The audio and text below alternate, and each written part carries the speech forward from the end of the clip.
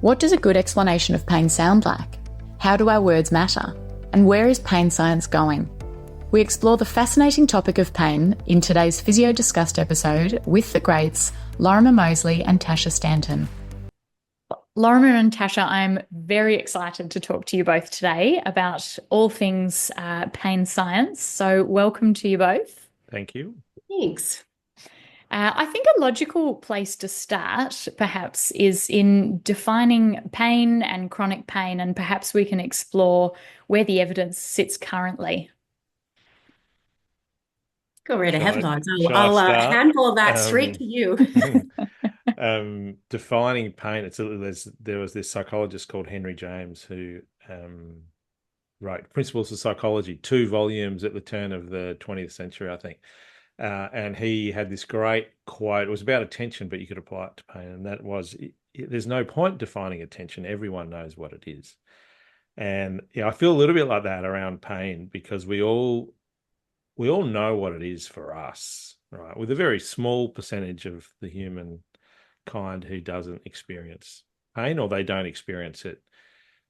They don't seem to. It's certainly not related to tissue threat and stuff like that. But aside from that, officially, pain is all about, I think the official definition is something along the lines of pain is an unpleasant sensory and emotional experience associated with actual or potential tissue damage, or it's been updated now to say that is normally associated with actual or potential tissue damage.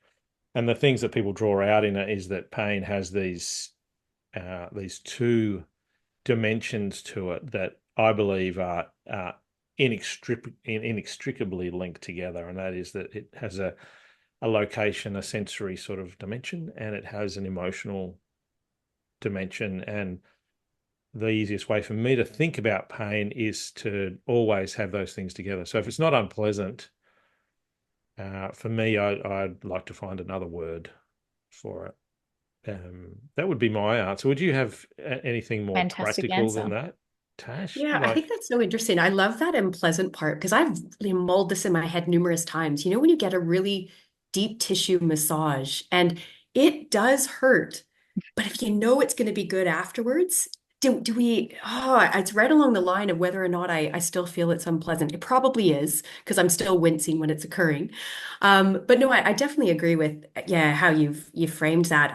I certainly think one of the areas that's quite interesting to consider is when we think about how we define chronic or persistent pain. And we kind of have we use lasting 3 months, but that does feel a little bit just picked out of the air. So I do think that there is, I don't think there's necessarily something wrong with having a definition like that to standardize the literature, but it is really interesting to me. Often if you see someone who's had pain and it's been there for 3 months, it might be a very different picture than someone who's had pain, lasting years. So perhaps we see that differential weighting between sensory and emotional as it impacts your life more. But that's where I find it, I think, quite fascinating to consider individual presentation and how that's personalized for each individual in front of you. That the deep tissue thing, that is a bit of a challenge though, isn't it? Don't you think? Like good pain that people talk about. Yeah, that's exactly the language, isn't it? So it's a good pain, but I do wonder if that's about our extraordinary ability to predict the future and to weigh up things that we might think are good for us, but the way I think about pain, if you describe it as pain, it's pain, even if you think, oh yeah, I want to have this. And that may be where we get confused. Athletics too, doesn't it? When you think about people that push themselves to the limit, and that hurts. That's not a fun circumstance, but yet there's benefit, there's reward. But I think it's still pain, isn't it? Yeah, but it's curly, right? This like Henry James would have loved this because attention's so relevant to pain. Attention is the same, that we use the attention to describe all these different things. I run an exercise in our pain programs here where I just get people to define pain themselves. And there'll be 150 people in the room and there won't be 2 definitions that are the same. And some of them are very different. The point of that exercise is to say, this is us. We're a pretty homogenous group of educated, health-informed people. we don't even have similar ideas on what pain is. How's it going to be to make presumptions about what someone's experiencing when they say they have pain? Yeah. And that chronic thing, yeah, I agree. It's like, in 2 months and 27 days, if the third month is February, you've got acute pain, and then you wake up the next morning and you're a chronic pain patient. It clearly doesn't work like that. I think those are great points. The context to it seems to be quite relevant as well. I know people tend to intuitively know when they sort of say it's a good pain versus it's a bad pain, and it seems to be the context that they've often attached to it. Yeah, I agree. I heard someone say the other day. In fact, his name is David Munro. He runs NICA, which is the National Institute for Circus Arts here in Australia. And they're such an interesting group of people, right? Circus performers, who hang by their hair or do stuff. And he was saying that often they don't talk about acute or chronic. They talk about same or different. Is it a different pain? Which is another interesting angle on it, I think. And I wonder if that's what does happen. If you've got that soft tissue massage, there is a time when you think, no, stop it. It's different. It's different. Yeah. Well, we explored that a little bit. I wish I can remember the exact findings, but with people who are undergoing total knee replacement surgery, because it's that idea that you have these whole trajectories of how people go after they've had their surgery. Some do really well, but some had, really severe pain beforehand, and they still have it afterwards. Some have less pain beforehand and more pain afterwards, like all these different trajectories. But yeah, we were really interested in understanding, like, is it that for some people, they still come out with that same pain, which might, predict that something that you had prior to the surgery wasn't resolved by the surgical procedure, versus a different pain might be more related to something that occurred with that surgical procedure. But it was a smattering of different responses. So it was really interesting that even within quite an established procedure that you're doing, that is, really advanced so much, you just get such a different response in people. Is there much discussion, Tash, around? Oh, sorry, Sarah. Are we allowed to take over and just have a conversation between ourselves? Please do. We only do it every second day. But anyway, is there much conversation in the knee replacement world around knees hurting afterwards and it effectively being phantom pain because the knee's gone? Yeah. So, I mean, certainly that's some of the way that we viewed it, looking at setting up some of those studies. But I think there's a little bit about this idea of the forgotten knee, or the knee that, coming back to attention, that it's almost like semi-neglect or extinction, where you do have to attend a lot to it. And so then that, when things are going well, it's almost like we don't notice our body. You have like this perceptual, almost transparency of your body that you don't have to attend to it. It just works. Whereas suddenly you get a circumstance where, to make it function as you'd like, suddenly you have to attend so many resources to it. And so it's almost like it's this forgotten need, which I think actually potentially works quite well within a paradigm of, almost like phantom limb, because it's like you're not theoretically getting that same sensory input back to say, yes, it's there. It is your knee. Do you still have, after a knee replacement, and very willing to expose my ignorance here on your podcast, do you get, Tash, after a knee replacement, is all the synovium still there and stuff? Like could you still be having all that nociceptive stuff? I feel like I'd probably have to look into that more myself, truthfully. I think sometimes it can be, but it probably depends on the type of replacement that they have, because like some of them will have like the unicondylar ones, which then you would suspect that there would still be existing synovial tissue on at least one side. But yeah, no, it's a great question. Yeah, gone off topic there. Far off topic. No, I'm enjoying it. Back.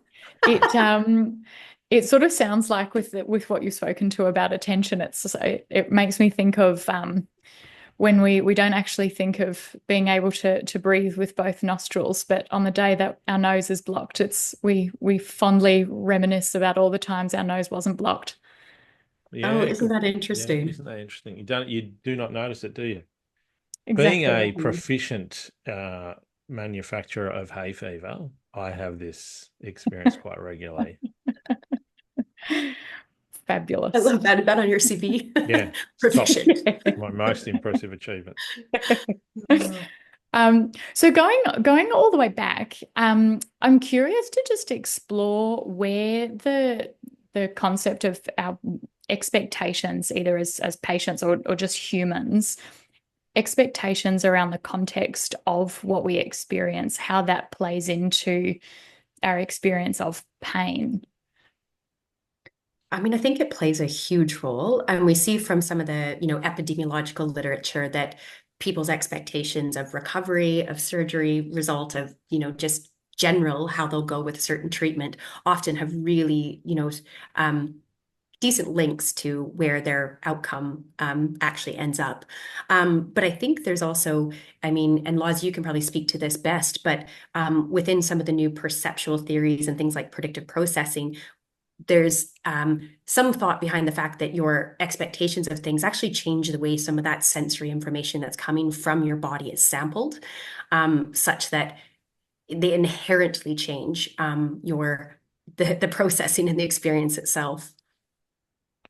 Yeah, it's groovy stuff, isn't it? That, and it's actually that idea's been around since Mm, Thomas Bayes, I guess, maybe even before Thomas Bayes, which I don't know, that's wild. 1800s. I can't quite remember.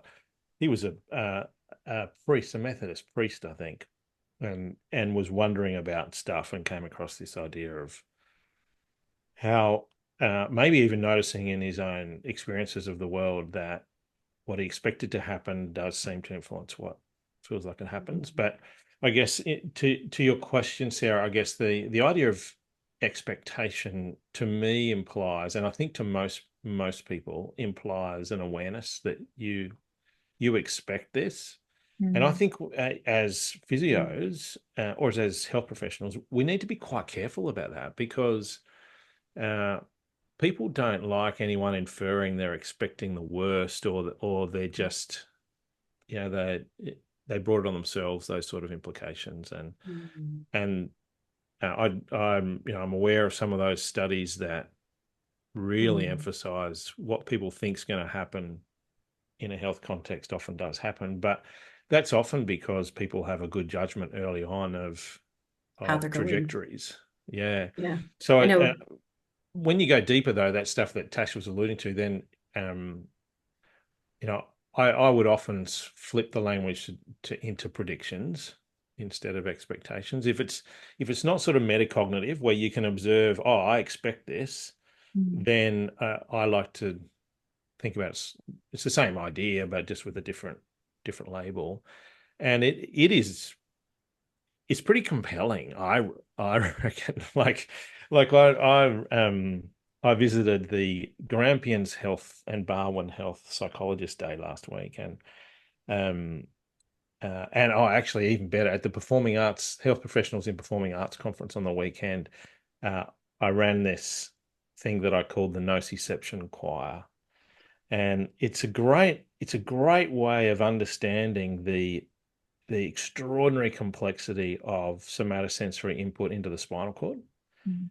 And it is astonishing. And I use the phrase the symphony of data arriving from every single cubic centimeter of our body all the time and arriving into the brain. Dan Harvey, an outstanding scientist here at UniSA, quotes this stat. I've got no idea where he got it from, but it's pretty cool.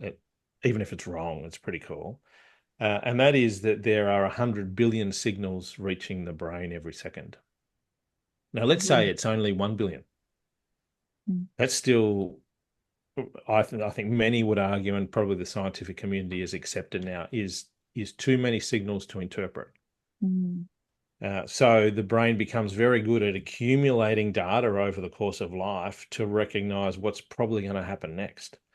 Mm. And we use this phrase around being fit for the very next moment rather than, experiencing things like pain because you're not fit for the moment. Actually, the contemporary thought would say it's probably more likely that your brain is saying you're not fit for the very next moment, mm, according to what should happen. And it's a whole different way of thinking about how pain works and why pain is produced. But when it lands, we've got data from health professionals where we say, what helps you be more confident delivering biopsychosocial care or delivering pain science education or stuff like this? And one of the things that comes up is really understanding the idea that pain almost has an objective. And it's not just to alert, give you a readout of something. It's to change your behavior. There are people who criticize that. A very small number of people criticize that very aggressively, that idea that pain is protective. But I think it's a very compelling model. Anyway, I've gone off track again and hogged it. Sorry, both of you. Wonderful points.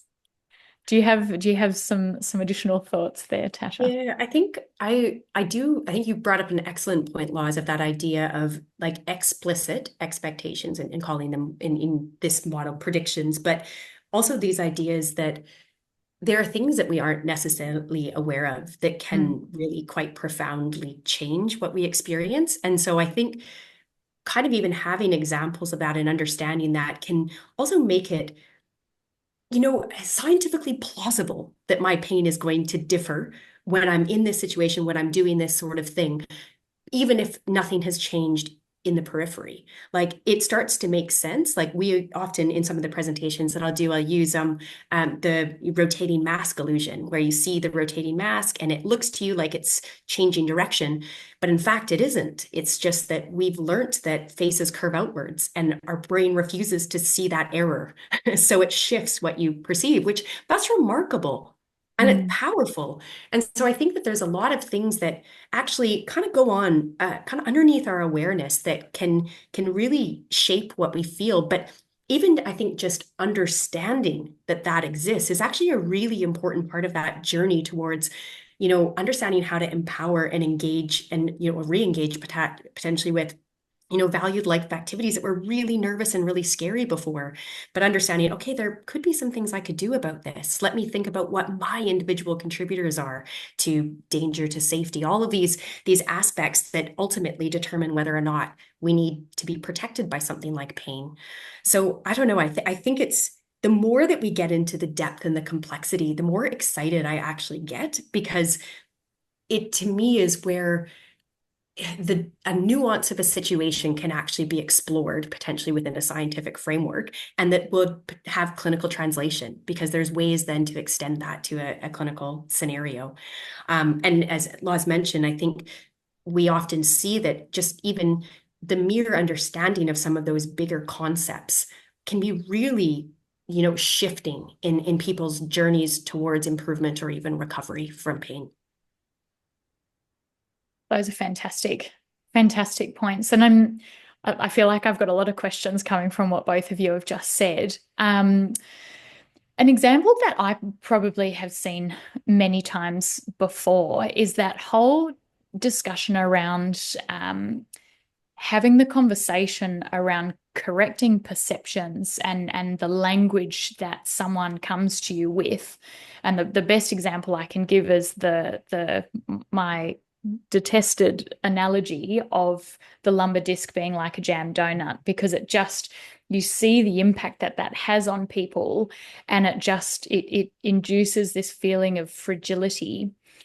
But I've noticed that even once you've sort of picked a different analogy to sort of say, actually, we're a lot stronger than a jam donut, there's this disconnect between, obviously the brain lacks the evidence to go, well, show me. And I'm curious as to what both of your thoughts are as to how, as clinicians, we should be trying to not just say, well, actually, jam donut's not the right thing to say, but actually how we prove to patients or the humans we see that that's not the case. Look, I feel like the first bit is just acknowledging that is not easy, and that almost everyone has had those same experiences where you just feel like, oh, I'm not making traction. Like, I don't quite know what to do here. I don't think I have the answer. I think that some of the things that potentially are useful is and depending on kind of the level at which they're coming to this conversation, is maybe to explore like what would be evidence that your disc is like a jam donut? Mm. What would be evidence that would give us some certainty that it's not?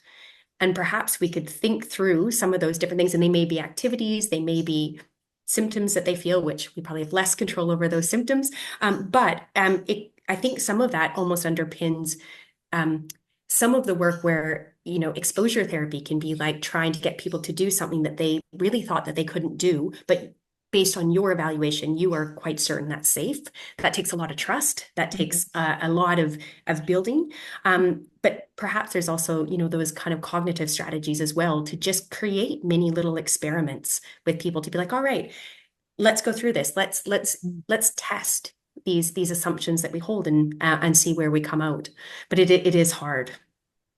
Those are fantastic points. It's almost like and it's almost like the brain needs votes on the board to go, well, that sneeze that happened, that was proof, but all of these other things that happened, that was the evidence against. Yeah.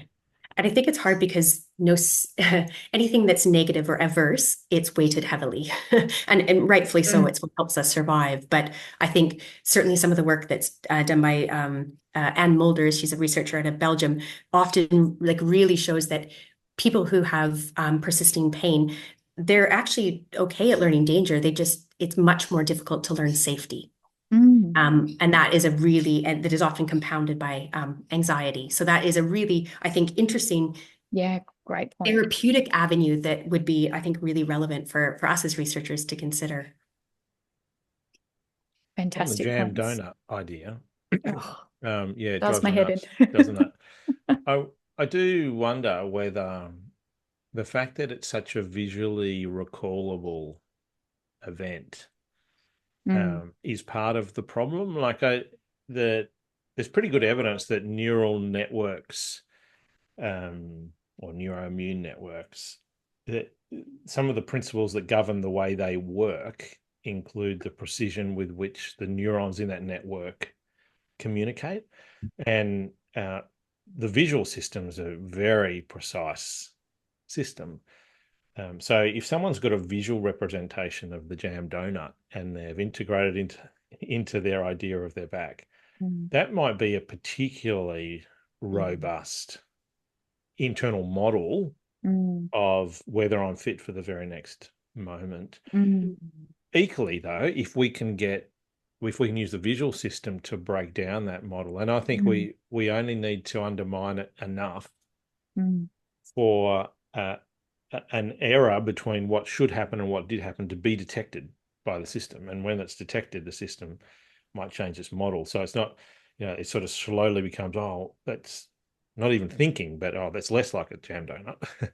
And then we try and undermine it again. And we can use visual data to do that with photographs or drawings.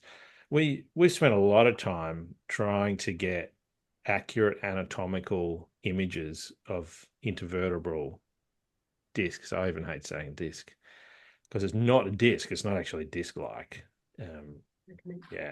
Anyway, that's another rant that I could easily go on. But it's very hard to even find images, even on this big worldwide web. There's all these images that are metaphorical and that show these clear delineations between the disc and the vertebra that look very slippable. Or there's anatomical photographs which you can't comprehend anything because it's all grey because of formaldehyde. But actually, I got right into this a little while ago, and histologically, the fibers in the ligaments that make up, and we talk about the LAF, the living adaptable force transducer, being made of ligaments all around the outside, just like the ligaments on your ankle, only much stronger and heaps more of them. And those ligaments histologically, when they enter the vertebral body, there is a point at which they become a trabecular thing, like those bars of bone. But you can't work out what point that happens because it's such a gradual thing. So there's no real connector. It's a transformation or a transition between ligament tissue into bone tissue, and slowly happens over the course of the structure. And so if you have the capacity to present those ideas or to draw that sort of structurally ligament-like stuff, we should be able to use the same precision to undermine the previous jam donut model. And people can have, what about having a more accurate drawing on your clinic wall of an intervertebral disc than the little red jelly bean that's sticking out the side of the skeleton? Or the big red slipped thing. Just get something a bit more accurate, and it's just up there. You don't even have to talk about it, but we could reframe intervertebral discs into meet your living adaptable force transducers. They're amazing. And undermine the internal models of your disc is about to go, or it's disintegrated, or you've got no disc, or anyway. Those are, yeah, I couldn't agree more. I think, thank you for those points. So it's sounding like obviously we have the toolkit of our words, which I'd like to get to in a moment too. But when you describe using the visual system to break down those models, do you think as clinicians there's a role for us in guiding people through visualization with those models? So sort of trying to describe what you've just described, but also almost replace that visual construct? That's a great idea. I don't know, like, so you're suggesting that you run someone through a visualization exercise, picture your disc beautifully strong, full of ligaments, stuff like that. Yeah, that sounds like a great idea. It feels to me like if you could plant some examples in there first. There's a virtual reality platform I've been involved with that does this and has this massive, you got the goggles on and you can go and walk around a lumbar spine that's massive and it's moving and you can see these strong ligaments, and the narration in the background is all about strength and power and stuff like that. It's a similar concept, but we should have a really good psychologist here to answer that question. Makes Next sense. time. Yeah. I think that's a really interesting point, because I think the route that we've probably gone down with visualization has more been related to the body and its movement, and almost trying to improve the precision or like the accuracy with which people are dealing with sensory information coming from that body part. So, being better able to localize touch, being able to know where it is in space, and trying to create that so that because I think it can be sometimes, or the theory behind it can be hard to kind of show people, let's say if they're actually doing a movement, that they're safe and they've done it well, if they're also getting really kind of imprecise information theoretically from that body part. But I've not thought about visualization in that term. So that's a really interesting idea. I think you're going to do a PhD. I suppose it's extrapolating off that evidence around the mind to muscle connection and the sorts of things that we would have patients or athletes think about as you're doing a movement. And so I think if we're using exercise as an example of a repeated example to the patient's brain that a movement is safe, throwing in a nicer analogy than a jam donut for them to mull over whilst they're doing it. Maybe adds to that reinforcement. I don't know. Yeah. So, what I understood you to be talking about is almost visualization of anatomy. And people sort of do that a bit, don't they? They talk about, move this, and you can almost feel I can imagine David Butler doing this beautifully. You can feel the lubricant coming into your joints, and on the VR thing I mentioned, you can see the lubricant being released into the joints, and the narration talks about that. Every time you move, you just lubricate things a bit more, and so I can do that right now. I'm doing that right now. Is that for your brain or for your neck? Which one? It's for everything. You can see the CSF moving. That's right, exactly. I think I suppose it's one of those things where it's looking at the elements of a good explanation. I think sometimes what we do as physios is really challenging given the complexity of the information, and balancing simplicity with essential detail with adequately addressing what's actually quite complex but not overwhelming can be really hard. So I'm curious as to your thoughts around how we navigate pain science, because I feel like in my clinical time, I feel like there's been times where I go, I feel like that really landed, and other times where I go, I think I butchered that explanation. So I'm curious as to your thoughts around the power of words and our explanations. Yeah, it's such a good question. Um, Look, I think one of the things that we found really interesting when we were looking at this in the context with people with knee osteoarthritis is that there was like, so where obviously there's quite a few conceptions, things like bone on bone and wear and tear, that can be quite challenging and scientifically actually might is not supported by the current evidence. But one of the things that we noticed was that it really was way more listening and asking questions of them, because there was a tendency that we would kind of just vomit up all this information, and you kind of just see people sitting back being big-eyed and not knowing what's really going on. Why is a physio telling me all this stuff? But I guess really exploring with them in a bit deeper a level the extent to which some of the things that they thought were influencing what they're doing.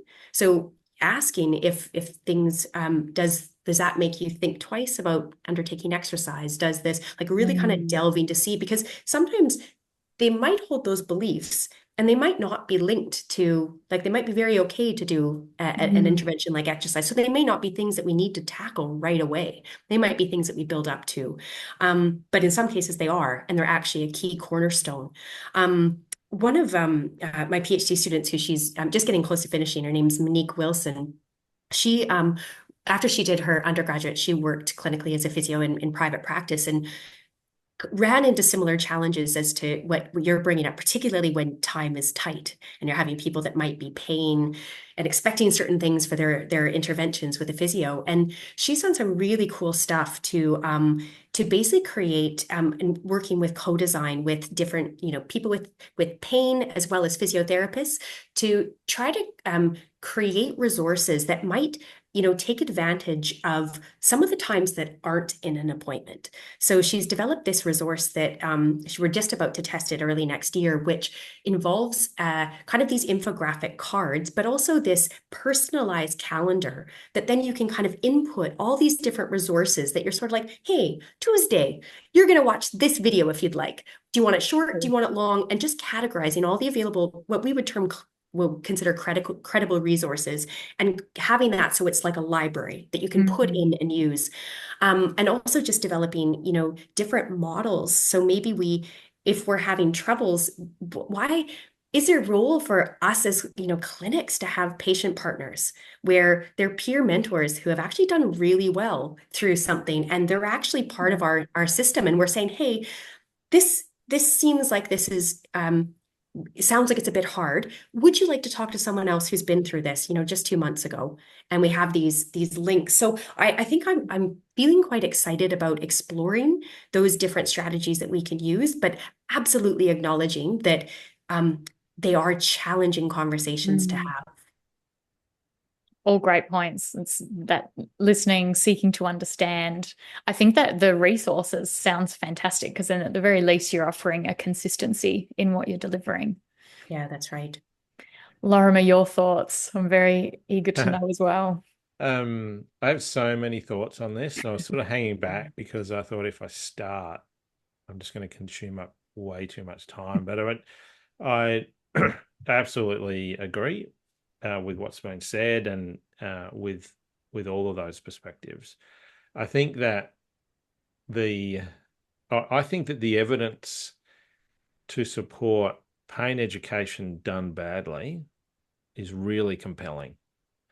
There are 85 clinical trials published that involve like a classic pain science education, that blurting stuff out, either on its own or in conjunction or embedded within a sort of reactivation type idea, or manual therapy, or whatever it is. And on average, they say, yeah, this is all right as a treatment.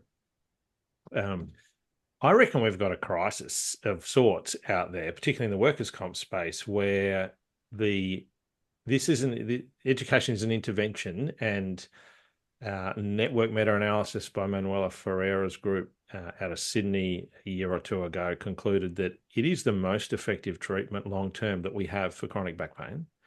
No other chronic pains have been tested in that.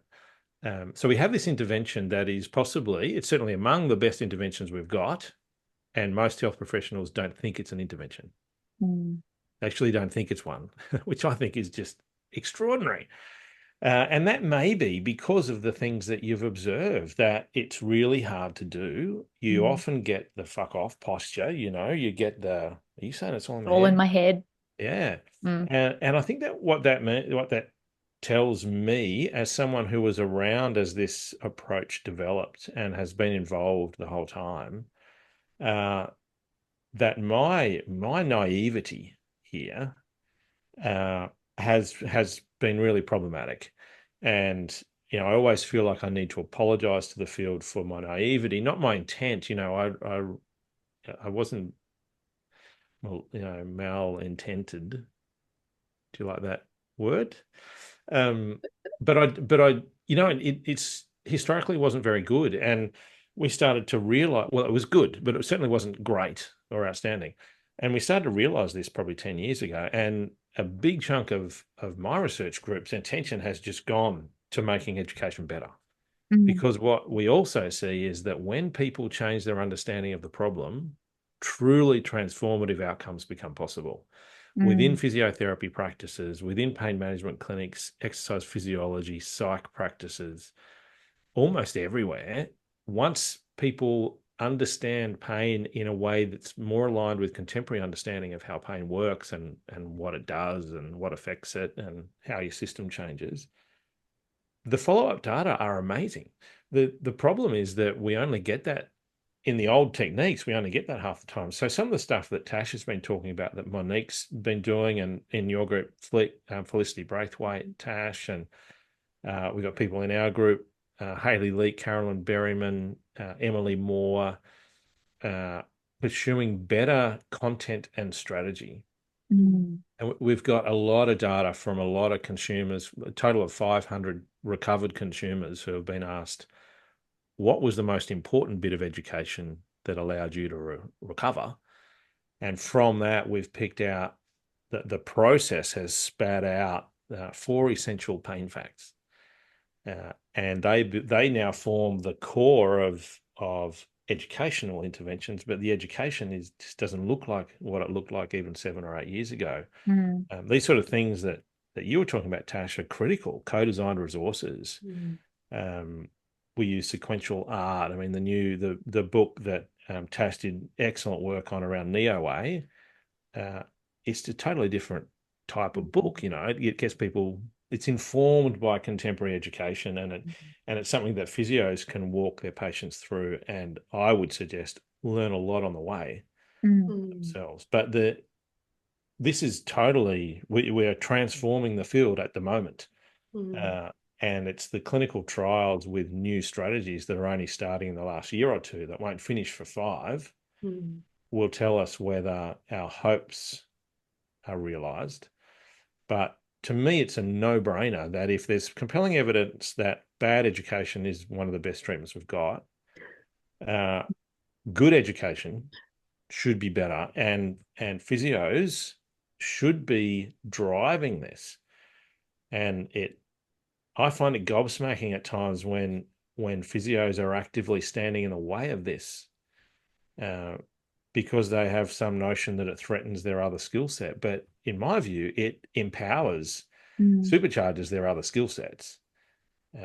And wouldn't it be great if we were all talking about the recovery opportunities in people with chronic pain, instead of we're going to hope they manage well for the rest of their pain-ridden life? But the evidence doesn't support that perspective anymore. It really doesn't, well, in my view. And there'll be people who would argue with me there. But I think 85 clinical trials in education, they've got meta-analyses with 3 million people saying which strategies are good and which are bad. And until very recently, we don't use those strategies in health education. We give people pamphlets.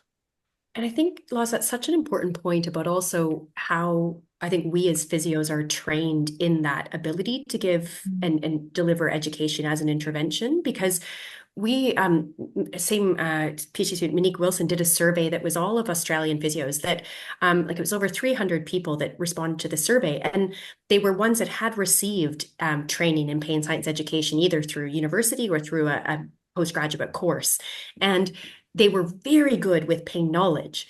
But when we asked them about different types of educational strategies that you might use, it was a blank response basically, or it talked about resources or things like that. Wasn't And it, that just Tash, so, wasn't it 75% of those people, this is what I understood from yeah, mine, it was couldn't most did name one strategy? not one. Yeah. And It's so as amazing. an example, like one of the things that we did within our OA book, because there's such a different story of what we understand osteoarthritis to be, is we use like a technique called holistic confrontation, where you present the old and then you immediately kind of present and challenge with the new and just kind of say, this is so different. And we're not kind of working up to it. We're just slamming it.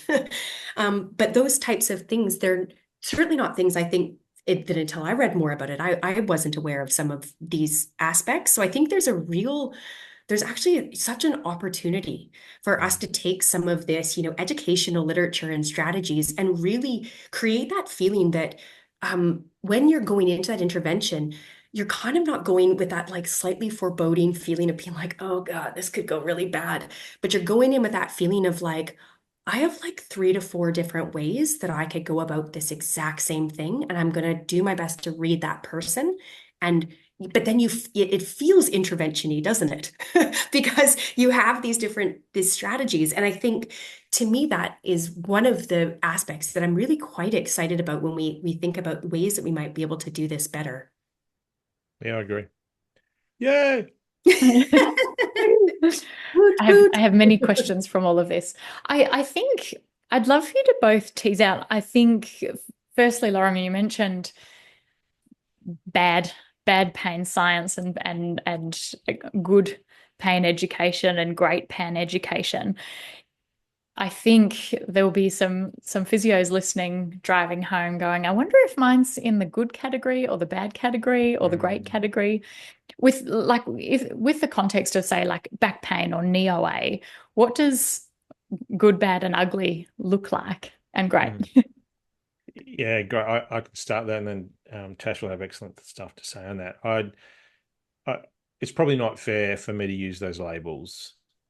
All right. I'd probably actually say, I mean, I did use those labels to make the point. I mean, I would say bad education is education that's incorrect and done badly. Well, it's probably worse education would be incorrect and done well. But then if you go up the rungs, incorrect and done badly, then correct and done badly, and then correct and done well. And it's not like a flip, like you go from one step, oh, now I'm doing good, but I think we can always get better at it by using some of these tactics that Tash has alluded to and that are all over the NEOA book and the Resolve Back Pain book. And I think that, what is it in answer to your, or in reflection on your contemplation, Sarah, I wonder if there's physios driving home thinking, I wonder how good I am. My answer to that would probably be not as good as you think. And part of my journey has been realizing I'm not as good as I thought I was. And what that means is that it's not landing in enough people. And I would confidently say I'm better at it now than I was a year ago, let alone 5 or 6 years ago. And the outcome data of the people I see is supporting that idea. But what does it look like? I think that it's, in my view, it's almost too hard a question to answer without a couple of days, because it's learning how to help people learn. And I guess one way that I've pitched this, and it might be like a quasi self-flagellation at the mistakes that I made, but I think that pain science education has become, in no small part because of people like me, it's become a thing you do. Like it's the thing, education. But actually, what we're trying to achieve is learning, and we're trying to. There's a big group of people internationally now who are embracing this challenge to say, let's make education great again. Mega. I'm going to get hats. Let's say mega. Let's make pain education great by focusing on learning. What is it we want people to learn? How are we going to get them to learn? Tash just said, I might have 4 ways to get this across. What lands? I'll know little tricks like repeat word for word the things that land. Little tricks like repeat word for word the things that land. And there's a whole lot of tricks. Some of them are pulled out of cognitive behavioral therapy. Some of them are pulled out of conceptual change theory, learning paradigms, education, neurophysiology, and good education is education that has more of those in it. And the thing I'll finish on is I really like the metaphor of moving away from what you described, Tash, is that we just blurt it all out, to continually thinking about the fork in the road, that we give learners an opportunity to make a decision between 2 options that will promote their understanding of something. And that's a hard thing to learn how to do. And I would say to all physios out there, do you remember the first facet joint you went looking for, or the first time you thought, is the multifidus or transversus turning on? Or remember the first time you did all that, where a nag was a snag? It was the same thing. All of that. Well, I think it's the same with this, and we have to practice, and we've got to make mistakes. So we should be practicing on each other, as well as patients, remembering that they're more vulnerable than us. I think we need to have that attitude. And as physios, I'm not a particularly physiophilic person. I think all the health professionals have got heaps to offer. But as a physio, we are in a really good position to utilize the stuff that we're legally allowed to do, the skills of knowing how bodies work, of how tissues heal, of how loading occurs, utilize all that and become great educators, great teachers along the way. Anyway, that's my next rant. That's my 3rd rant of this podcast. I hope it doesn't turn your podcast into a rant. Rants are good. Love it. People are here for rants. To build to your question, I think, so Loz, your point about, I think often if we reflect on our own education, we can see ways that we could improve. And we definitely can, I would say for sure myself as well. But I think I might also add that if you are reflecting on it, you're probably already a step ahead. Because that is actually one of the ways you learn and that you get better is by reflecting upon past experiences and thinking, what can I do better? What did I do well? Celebrating those achievements, but then being very open to new opinions and new ideas of how you might go forward. One of the things that I wonder in my mind might fit that so-called bad pain science education. Again, I don't think it's the intent behind it, but the outcome that occurs where we've done this big educational intervention and we've merely shifted the one sole cause from the tissue to the nervous system. And I think to me that sometimes can occur, and it's a hard balance to get. But I think remembering that we're describing processes of adaptation that are occurring in the body and that did occur for some reason, things like sensitization. It's our friend in acute pain. It's a very good thing. And sometimes it is our friend in persistent pain. But remembering that these are adaptive states or potentially maladaptive states of the body, but that we don't want to just move it up to say, well, the problem now is in the nervous system. We are individuals that are remarkably complex with many different things interacting. And actually, the point in my mind of probably good pain science education is to appreciate and celebrate that complexity, but understand the extent to which we can also use that complexity to help our systems and ourselves as individuals improve.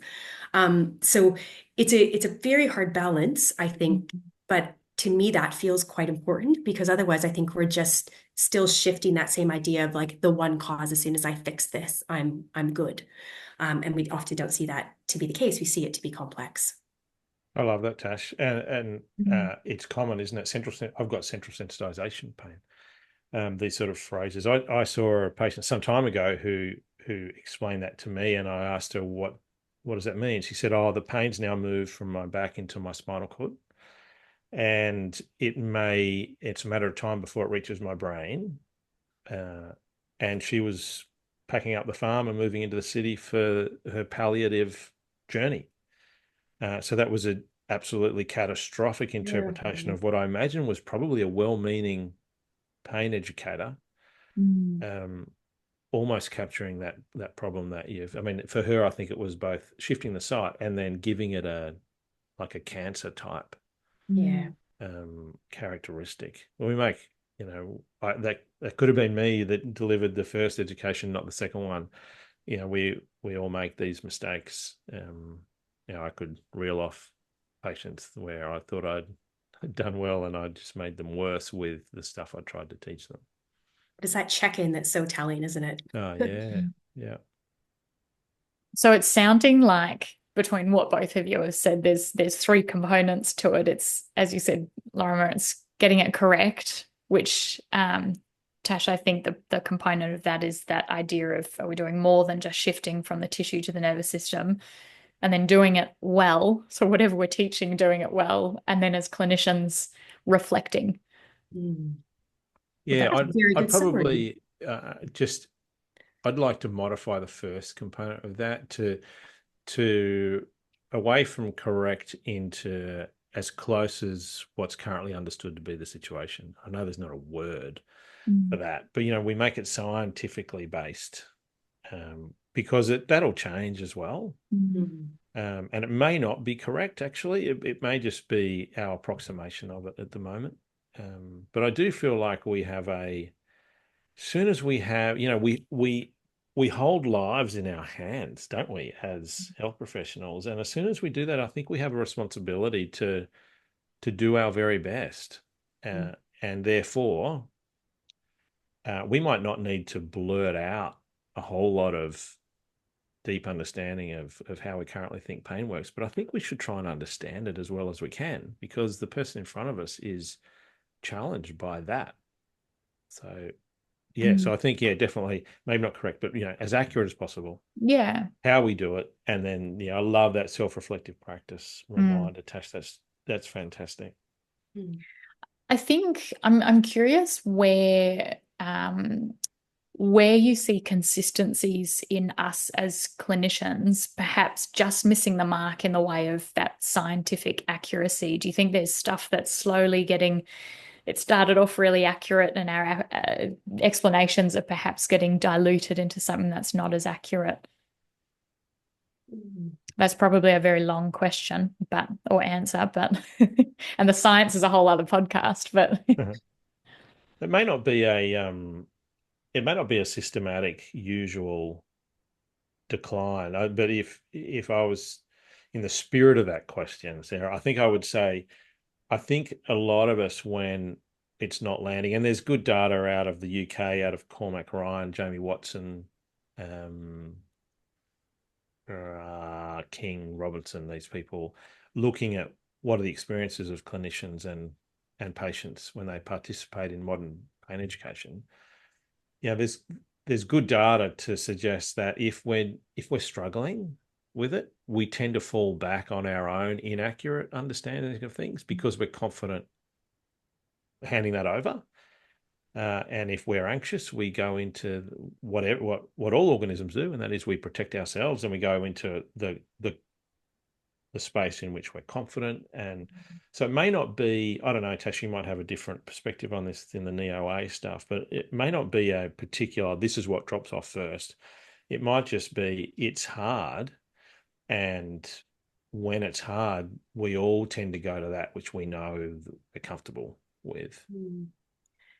Yeah, I don't know if there's one thing in kind of the knee osteoarthritis space, but one, I guess, thing that I did notice was, and I think it's a very relatable thing, is when people were getting people that patients that came in that, on a scan and image, it is pretty end stage. It is a person that you might be considering surgery for, but it took a while for people to be really convinced that this was safe. Like, is this safe really for my patient? And that was a really interesting journey to see people go down, because I think it's the question that we always need to ask as clinicians. Are we taking people into, dangerous territory? How confident are we that this is okay? And I think what was really lovely to see is, particularly we did a clinical trial, and they had pilot participants where they were, kind of practicing everything, and we were listening to things, recording and giving them feedback. And some of the things that came back after those pilot participants is they just said, people can do so much more than I thought they could. And that was, I think, actually such an important reflection and moment to really take time with, because this is a trained health professional. They have, 15 to 20 years of experience, but we have such a specific narrative about osteoarthritis. And once a joint's worn out, we probably need to be a bit careful about this. And that just sort of went against almost everything that they have potentially experienced or had been taught, but also they'd never had that opportunity to, within a controlled way, push to see, is this true? So I think it is a bit tangential, but for me, that was actually one of those really important things that we can still potentially kind of get it wrong if we're not sure, because people pick up on that. Like, we are very good at reading when people are not quite sure what they're telling us. And so for that aspect, I think of assuredness and confidence was a really, really big shifting factor. There was a great study that's relevant to that by Katja Wieg from Oxford, where she was delivering laser stimuli to the feet of supposedly normal, healthy volunteers. And they randomly allocated one location on the foot to get the instruction, we've examined the skin here and this is safe. And the other location on the foot, we've examined the skin here and this is probably safe. And then they looked at pain report and brain activation in imaging to those two conditions. And there was a significant difference between those conditions in that the word probably put in there increased average pain report and was identifiable with enough of a systematic difference in brain activation to say, oh, well, that brain part's probably on average involved in that distinction. But that's just the word probably. Wow. That's cool, hey? Amazing. That's pretty powerful. Probably, I think, maybe all the words we use to soften things. Well, I feel like we could all keep talking for a very, very long time. But before we wrap up, I'd love to ask each of you for perhaps one key takeaway. I know that'll be a challenge that you'd like our audience to perhaps implement into their practice tomorrow or consider on the drive home or wherever they are. I feel like mine is a general one, but it's be curious and be continually open to learning and taking on new things. Because if you're curious about why something's hard, first of all, you're not judging yourself. There's no shame. There's no feeling guilt over not doing it well. But if you approach something from a curious mindset, then suddenly you're on this adventure to figure out for you why a certain circumstance is hard or why a certain patient presentation is particularly challenging in a short appointment or whatever the situation might be. But I think it's pretty easy to be in situations where you feel like you might not be doing as good as you are. And if it's approached with more of a negative mindset, I think it's where we get defensiveness. I think it's where we get, challenges where that can't possibly be true. I'm not taking this on. And I just think that curiosity keeps us really humble, and it keeps us, willing to learn from others and from the patients that are coming in. So very general piece of advice, but that's what I would suggest. But grand advice nonetheless. Right. I would say rewind the podcast and just listen to what Tash said again. That was great. Am I going to get away with that, do you think? Why not? I think stellar. It's great. It was great. It's a stellar point. I was thinking along similar lines, but nowhere near as elegant or eloquent. So just rewind it again. Well, thank you both so very much. There is a full necklace of clinical pearls in that conversation. So very much appreciated and thank you.